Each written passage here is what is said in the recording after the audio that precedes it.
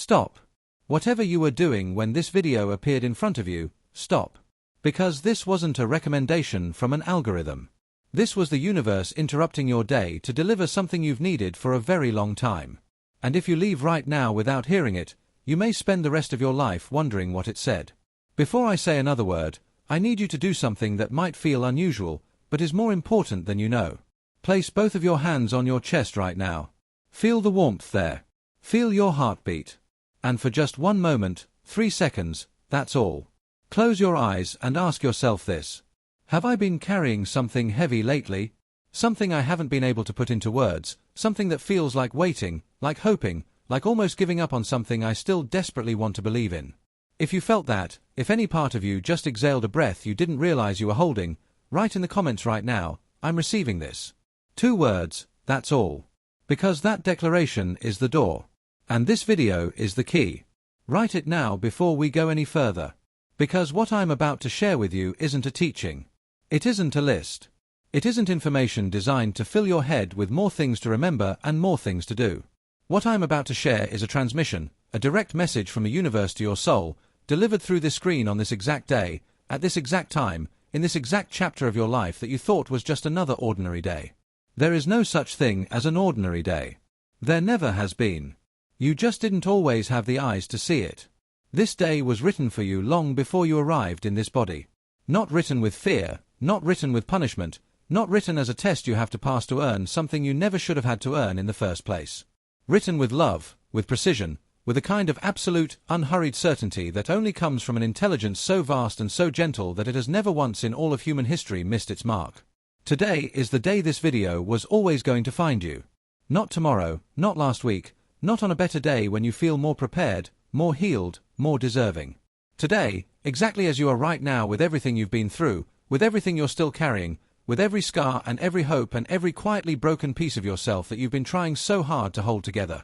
This is the day the universe decided you were ready, not to be fixed.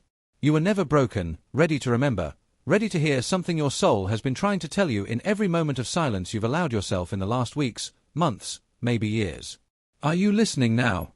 Good, because it has been waiting such a long time to say this. Let me speak directly to something you may never have heard named out loud before. There is a specific kind of tired that has nothing to do with sleep. You can sleep 8 hours and still feel it the moment you open your eyes.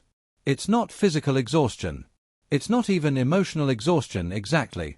It's the exhaustion that comes from holding faith for a long time without visible evidence that the faith is being heard. It's the exhaustion of believing in something you can't yet see.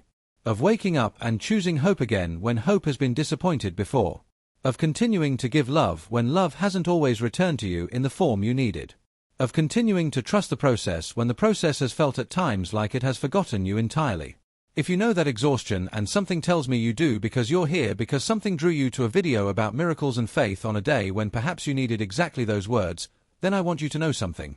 That exhaustion, it isn't weakness. It is the most profound evidence of your strength that I can imagine. Because it takes an extraordinary soul to keep believing in light while sitting in the dark. It takes someone with an incredibly rare and precious heart to keep loving when love has cost them something real. It takes someone who came here with a purpose bigger than comfort, bigger than ease, bigger than the ordinary life everyone else seems satisfied with to keep going the way you have been going. You are not failing. You are not stuck. You are not forgotten.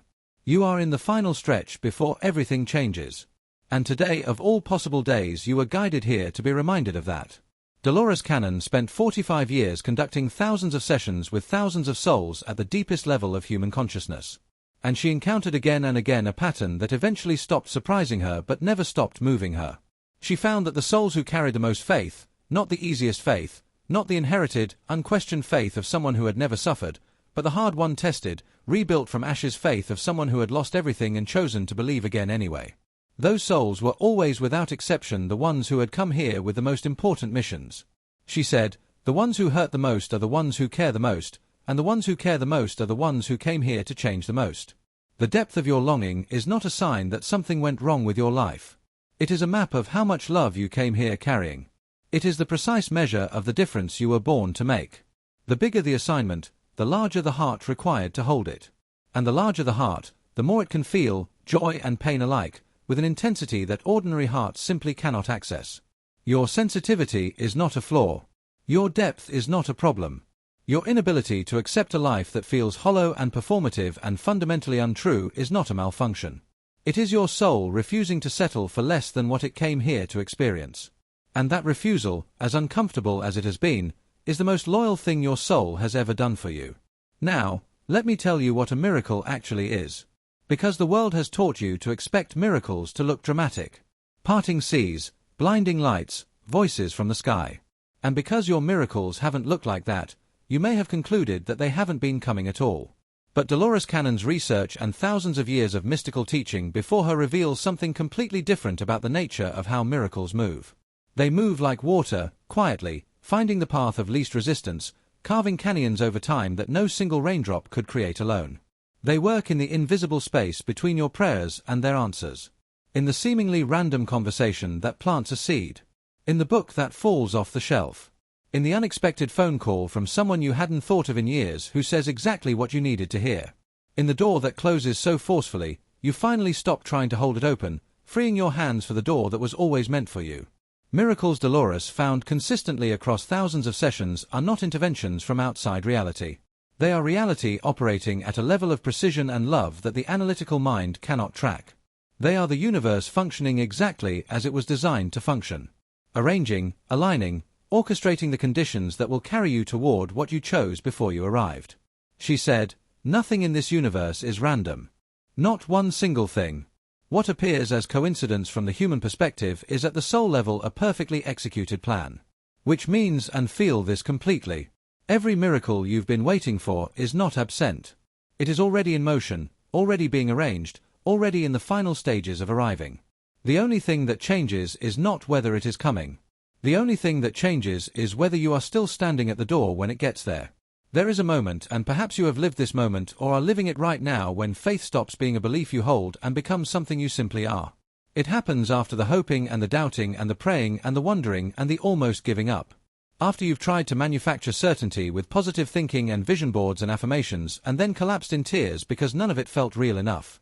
After you've had the arguments with the universe at 3 o'clock in the morning, the raw ones, the honest ones, where you stopped performing gratitude and just said, "I'm tired.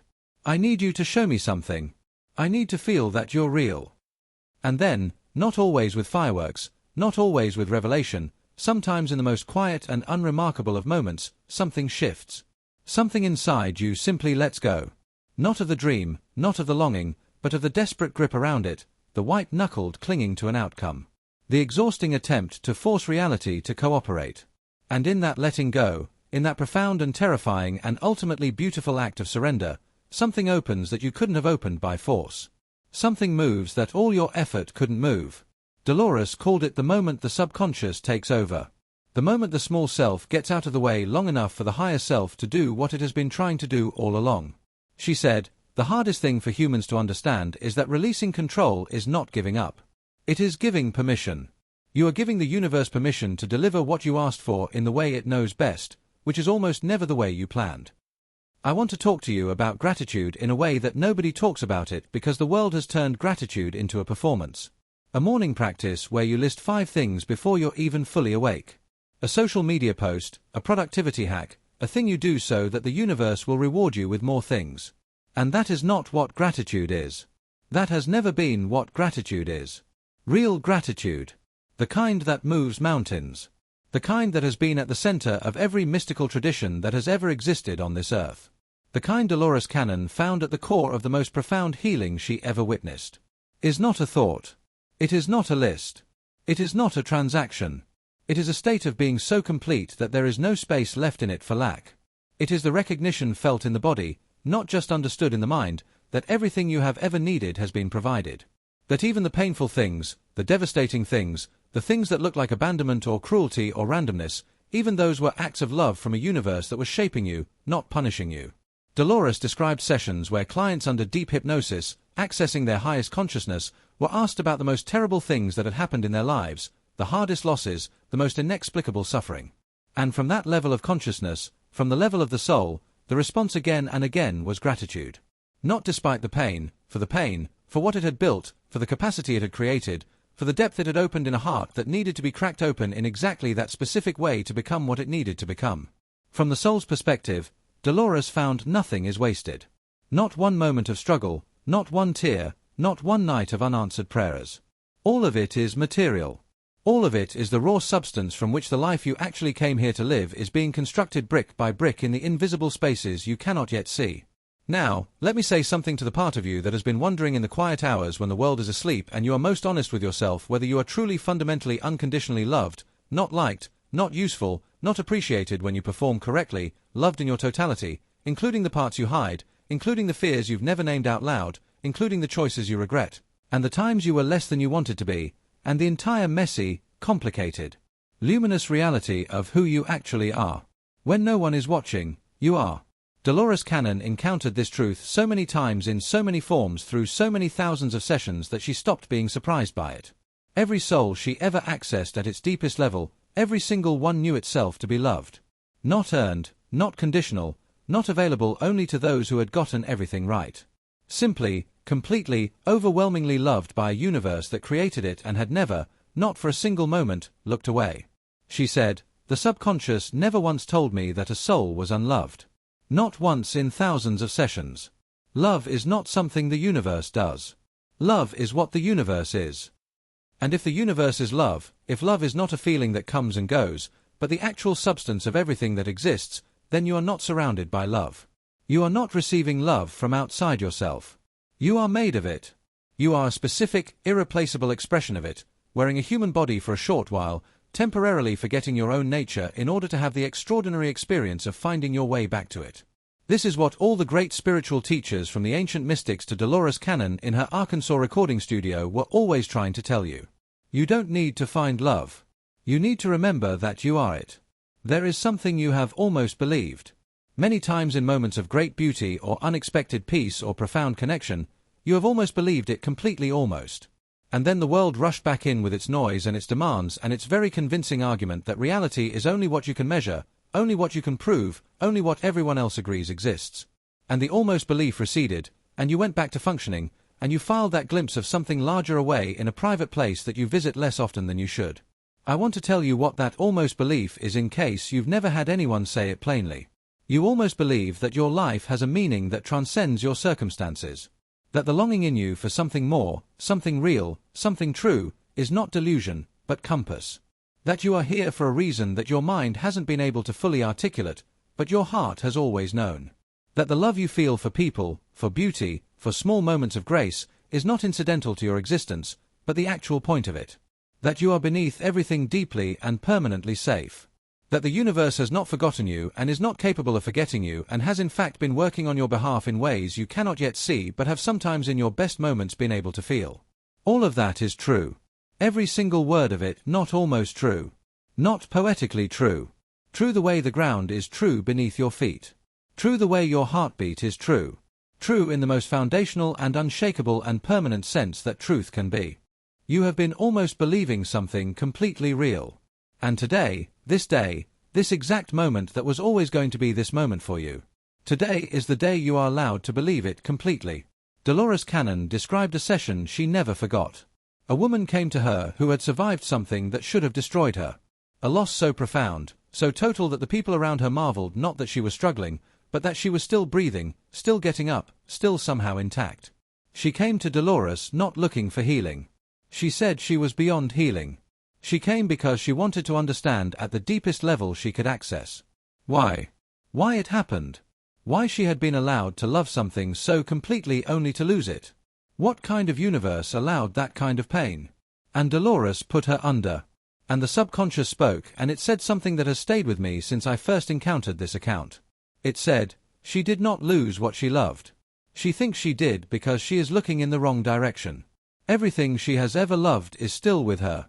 Nothing real is ever taken. Only the form changes. The woman wept, not from grief, from the specific relief of being told something your soul already knows, but your mind has been arguing against for so long that hearing it out loud feels like the first breath after being underwater. Dolores said that in over 40 years of sessions, the most consistent, most universal, most repeated message that came through from the level of the subconscious, the message that emerged across cultures and languages and lifetimes and dimensions was the same message, always the same. Nothing real is ever lost. Only the form changes. And love Love is the only thing that is completely, permanently, indestructibly real. Dolores asked the subconscious once in one of those rare extraordinary sessions where the information that came through seemed to arrive from somewhere far more vast than a single soul. She asked, "What does faith look like from your level?" And the answer stopped her completely. The answer was, faith from this level looks like a soul who cannot see the entire staircase, but continues to place one foot forward into what appears to be darkness, trusting against all the evidence their senses are providing that the next step will be there. And from this level, we can see the entire staircase. And every time a soul takes that step into the dark, we want to tell them, look at what you're walking toward. Look at what is being prepared. If you could see what we see, you would not call it faith. You would call it certainty. You cannot see the whole staircase from where you are. That's not a failure of vision. That's the design. That's the specific limitation of the human experience that makes it both challenging and extraordinary, that you have to move forward without being able to see what's coming. And in the moving, you develop something no amount of certainty could have built. You develop trust. You develop courage. You develop a depth of character that is only forged in the fire of not knowing and choosing anyway. And from the other side, from the perspective of the vast and loving intelligence that has never lost sight of you for a single moment, that trust, that courage, that beautiful and heartbreaking act of continuing to walk when you cannot see the ground beneath your feet. It is the most extraordinary thing it has ever witnessed a soul do. Your faith is not going unnoticed. It is being celebrated in dimensions you cannot currently perceive. Now, let me give you something to carry with you when this video ends. Something real, something ancient, something that has worked truly, verifiably, life-alteringly worked for everyone who has practiced it with sincerity. Dolores Cannon, across her decades of work, observed something consistent in the people who experienced the most profound transformations. Not the people who meditated the most. Not the people with the most knowledge or the most discipline. The people who changed the most radically, the most completely, the most permanently were the people who mastered one single practice above all else. The practice of receiving, not visualizing, not affirming, not demanding or commanding or scripting or manifesting in the performative way the modern world has made into a kind of exhausting spiritual transaction. Simply receiving, opening, becoming genuinely, vulnerably, completely available to what the universe is already trying to give. Here is how it works. And it requires nothing from you but a few minutes of honest presence. Step 1. The opening. Sit somewhere quiet. Not perfectly quiet. Life doesn't offer that often, but somewhere you can breathe without performance. Place one hand on your heart and one hand on your belly. Feel both rising and falling with your breath. And say these words aloud as simply and honestly as you can. I am open. I am here. I am listening. Not as an affirmation, as a statement of fact, a declaration that you are in this moment genuinely available to be reached. Step 2. The honest asking. This is the part nobody teaches because nobody wants to admit how raw it has to be to work. Stop asking for things in the polished, appropriate way you've been asking. Stop praying the way you think you're supposed to pray and simply say out loud with your real voice, with all the imperfection and exhaustion and longing, that you actually feel exactly what you need. Not what you think you're allowed to ask for. What you actually need. Your actual uncensored, honest need. The universe is not offended by honesty. The universe was built for it. Dolores found that the sessions where the most profound healing occurred were always, without exception, the ones where the person stopped performing and started simply telling the truth. Step 3. The act of trust. After you have asked, do something that will feel counterintuitive. Do nothing. Sit in the silence for 2 minutes. Do not try to feel anything specific. Do not try to manufacture a sense of peace or certainty or confirmation. Just sit. And in the sitting, practice the single most powerful spiritual act available to a human being. Choosing to trust that what you just asked for is already in motion, even though you cannot feel it yet. Even though nothing looks different yet, even though your mind is already composing the list of reasons this won't work, choose deliberately, consciously, in full awareness of your doubts, to trust anyway. Step 4. The gratitude that precedes the evidence. Before you open your eyes, before you return to your day, before you pick up your phone, say thank you. Not for the things you have, for the things that are coming. Thank the universe for the miracle before it arrives. This is the act that collapses time. This is the practice that every mystic and every spiritual teacher and every recovered soul who ever described the turning point of their life has in some form pointed toward. Gratitude before the evidence is faith made physical. It is the action that signals to the universe, I believe you. I trust you. I receive what you have for me. And the universe, which has been waiting for exactly that signal, responds. Step 5. The living of it. This is the final and most important step. And it asks the most from you for the rest of this day.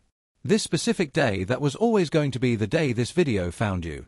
Live as if the miracle has already happened, not as performance, not as spiritual bypass, as a genuine embodied choice to vibrate at the frequency of already received rather than still waiting. When the doubt comes, and it will come, don't fight it. Simply notice it, breathe, and return to this. Something is already moving on my behalf. I don't need to see it to know it's true. Practice this every Friday, every single one. Make it a ritual. Make it the day of the week when you deliberately, intentionally, ceremonially open yourself to receive. Because intention is everything. Because what you practice, you become. And because the soul you are, the soul that found this video on this day, at this time in this exact chapter, deserves to live in a state of receiving rather than a state of endless waiting. Every spiritual tradition that has ever walked this earth designated certain days as thresholds, as doorways, as moments in the weekly rhythm of time, when the veil between what is seen and what is felt is thinner than usual, when the invisible becomes more accessible, when prayer and intention carry a particular weight, not because the universe is only available on certain days. The universe is always available. But because humans need structure to create sacred space, because something in us responds to ritual, because the act of designating a day of saying, "This day is the day I remember what I am and why I'm here," creates a consistency of opening that changes the very architecture of a life over time. And on this particular day, something extraordinary happened that you may not have fully registered. You paused. In a day full of motion and noise and obligation, something made you pause. Something in you recognized a title, a thumbnail, a few words on a screen and said without words, this one. That recognition is not algorithmic. It is not random. It is your own soul working from a level of intelligence far beyond your conscious mind, arranging for you to receive what you needed to receive on the day you needed to receive it. You didn't find this video. You cannot find something that was already yours. You arrived at it on time. Exactly on time. I want to strip everything away now. All the teaching, all the context, all the framework and say what this video has always been about underneath everything. You have been so strong for so long. And strength, when it is the only mode you have access to, becomes its own kind of prison. Because somewhere inside the performance of strength is a person who just wants to be held. Who wants to be told that it's okay to need something, who wants permission to put down what they've been carrying and just for a moment simply be. This is that permission. You are allowed to need something. You are allowed to want your life to feel different than it feels right now. You are allowed to be tired of pretending that everything is fine when everything is not fine. You are allowed to cry on a Friday in the middle of a normal day because something in a video reached through your carefully constructed composure and touched the real thing underneath. And that real thing underneath, that tender, exhausted, hopeful, magnificent thing that you have been protecting for years, that is not your weakness. That is your soul. And it is the most beautiful thing about you. And today it heard something it needed to hear. And it is going to carry that forward. And something somewhere is already beginning to shift because you were brave enough to pause and listen. Dolores Cannon, across decades of accessing the deepest levels of human consciousness, was asked one question more than almost any other. Does it get better? People asked it from the depths of grief, from the middle of illness, from the wreckage of lives that had fallen apart. From the quiet desperation of people who had been holding on for so long they could no longer remember what they were holding on for. And the answer that came through every time without exception from the level of the subconscious, from the level of the soul that sees the whole staircase, was always yes. Not the polished yes of someone trying to comfort you. The absolute grounded certain yes of someone who can see what's coming and finds it genuinely overwhelmingly worth everything you are currently walking through. What is waiting for you on the other side of this chapter of your life is not just relief. It is not just the absence of what's been hard. It is something you don't yet have the language to describe because you have not yet experienced anything that you could use as a reference point. It is a depth of joy, a quality of peace, a fullness of love that will make you understand completely, finally, without a single shadow of doubt, why everything you endured was worth it. You will look back, not with bitterness, with awe, with the specific and extraordinary awe of someone who has walked through fire and emerged not just intact, but transformed into something more beautiful, more knowing, more luminous than you were when you entered. That is what is waiting. It is already there, and you are walking toward it right now with every step, including the ones that felt like they were taking you nowhere. And now I want to speak directly to something that you may have felt but not yet acknowledged. The fact that this video appeared on your screen today was not an accident. I need you to understand that fully, not as a comforting idea but as a literal structural metaphysical truth about the nature of reality. The universe does not operate randomly at every level of existence that has ever been accessed through deep hypnosis, through mystical experience, through prayer, through meditation, through the simplest and most direct form of paying attention. The consistent message has always been the same. Everything is connected. Everything is intentional. Nothing is wasted. And nothing reaches you before you are ready for it. You were ready for this today. You are in a specific place in your journey that made you available to receive this specific message. The longing you've been feeling, the tiredness you've been carrying, the hope you've been trying to keep alive, all of it created a kind of frequency, a very particular, very specific signal. And this video, this message, this transmission was calibrated to match it. Think about the improbability. Think about all the videos that were available to you. All the directions your attention could have gone. All the small decisions that led you to this moment, picking up your phone at this hour, looking at this particular content, stopping on this particular thumbnail.